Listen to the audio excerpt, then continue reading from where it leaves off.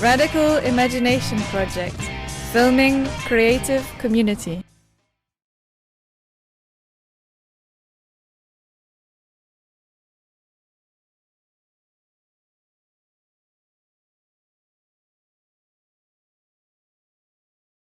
Maria, very good. I'm glad you could make it. I'm glad we finally sorted out the ticket business. This was the fun day that you opened. I had some spare posters because we overproduced. So that is a souvenir poster. And that was the last one. That was George. Well, this is significant, by the way. This is George Wiley's tuba. It was real, and it stood on the top. Hi there, Neil. It stood on the top of a 10-foot pole and sterilised mouthpieces, and the kids all blasted in the tuba. It just created the atmosphere of, it was a wonderful touch. Something like that could be. It could be done again. Yes, that's exactly what George Wiley. That's always his ideas. That fun and whatnot. And excitement for kids. Fun and excitement for kids. Yeah. A bumblebee just spoke to us. He was a bumblebee at one of the fun days. And that's a caterpillar's just gone past. Can't feel about the bandstand have been opened at last. Absolutely fantastic. It's wonderful to see it opened after 20-something years. Yes. Campaign. This is where the campaign. It's really good. And What it looks happened? great. People said, "Save our bandstand." But within a year, restore our bandstand. This is a building worth saving. So that carried on from '93, and this is where these posters come in. '93 to '99. We put on events at the bandstand demonstrating convincingly that it was a usable venue. And this is where Maria Fife comes in, because in 1999 she opened the last fun day at the bandstand. That's the poster there. You can take that with you. Wow. Yeah, and that's where George Wiley came in with the tuba on top of the pole to just show that kind of a fun aspect of the whole thing, an open air fun venue for kids and so on. And as a local MP, I was getting loads of letters about it, people saying, can you help them save our bandstand? Exactly. An MP getting one letter is a lot. It's So a how many great deal. letters People would you be don't. getting? Yes, you saw that people really cared about this. Nothing, yes, they should. That's absolutely right. Maria came on the 1999, opened the fun day and got stuck in. Okay. In fact, she got stuck in with the balloons. Sorry, that's no comment in the City Council. Somewhere is this? But we're hopefully going to auction some signed by the artist. That's the artist right there, Frank Rogers, children's book artist. Frank's been involved in the campaign for that amount of time as well. And one of the key figures is Abdul, one of the key figures who helped and Martha, who helped the campaign to gather 15,000 signatures, which we've still got actually, they're historic as well. 15,000? 15,000 signatures, which is staggering. This was hand petition, not press a button on the internet, but go around people's doors, in the streets, in the park, talking to people, telling them what was happened. They were shocked, and they signed the petition, 15,000 people. And Abdul, meantime, challenged the City Council at the licensing board, right up to the Court of Session. Abdul Khan. Wow. From Anderson. What was your challenge, Mr. Khan? The challenge the fact that we're going to establish a pub in the park. A pub in the park, which where it was.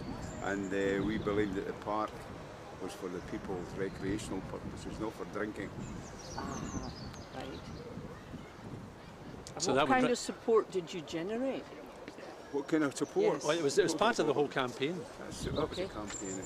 Aye, it was part of the campaign. Yeah. Cameron Fife gave his legal services free of charge. That's from the Ross Harper practice. He's now with somebody else. Cameron Fife was the solicitor. I don't know if he's here this morning because I can't remember what you know. It's so long since these people were there. But Cameron Fife helped Abdul go to the Court of Session, right up. Right. Made Now, legal by history. Getting to the Court of Session, what was the outcome? The outcome was it held the whole development up, and it enabled us to change it from save the bandstand to restore the bandstand. And in the next stage was 2000, we get the bandstand listed by Historic Scotland. And what year was that? 2000. 2000. Okay. Then it changed again to a project group which raised funds for a feasibility study. Here we go. Things that need to be done. And first of all, we're going to arrange to get some photographs done. Warmly welcome another Castlemilk girl, the LP City Glasgow.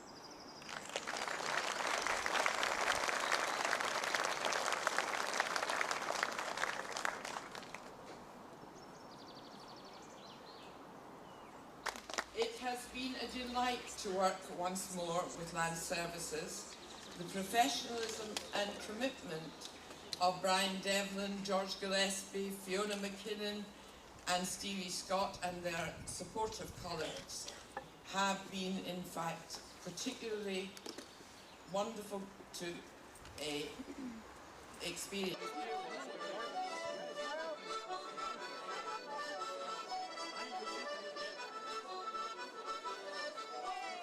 It's great seeing the bandstand opened at last and so well reconstructed.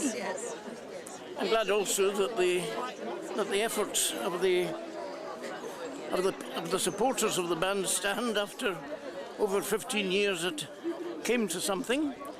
It was nice seeing the Lord Provost cutting the tape, and it was splendid to see the school children's two wee orchestras, you know, the accordion band, and then that line of violinists, some very young indeed, and it was playing Scottish tunes. It was a great occasion. But, yeah, aye. Thanks, Alistair. A great day for Glasgow because we're having this bandstand reopened, and it's because of the efforts of Ed Gillett and all the campaigners for the bandstand that we've got it.